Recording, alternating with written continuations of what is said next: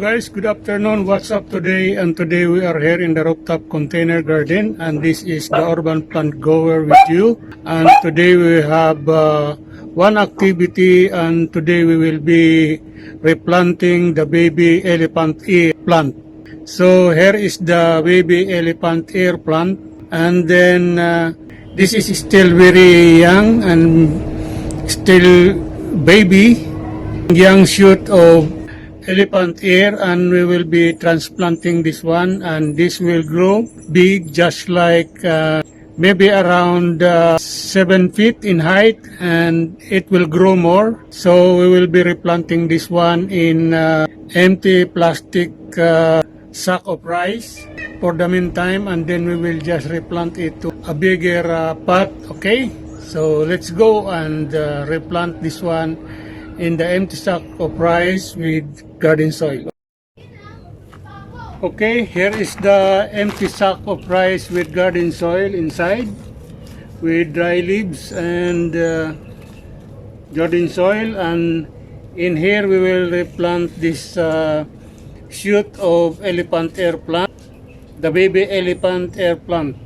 Okay, so we will transplant now. Okay, so for the meantime we will be replanting this one here in the empty sack of rice with garden soil, and when it grow more, we will just replant it in a bigger pot.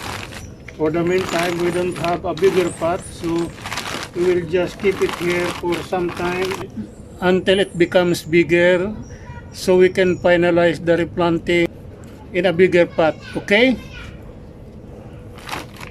Yeah. So the baby elephant ear plant is already in position and replanted in here in an empty sack of rice with garden soil and dry leaves, and then we will water, so it will have reserved water for itself for regrowing. Okay, so it is already here, and we hope that it will grow more in the future. It usually grows up to around 7 feet in height on maturity, and with the big leaves, and maybe the leaves will be around 1 meter in diameter.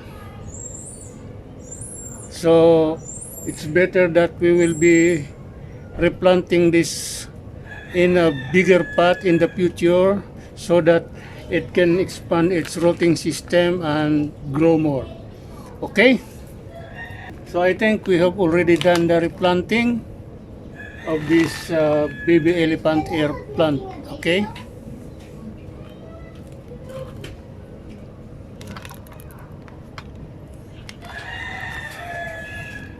okay guys, if you like my video, please like, share and subscribe, and hit the bell button so that you will be notified for my future uploads in my YouTube channel. Again, this is the urban plant grower. Thank you very much for watching all my videos, and goodbye.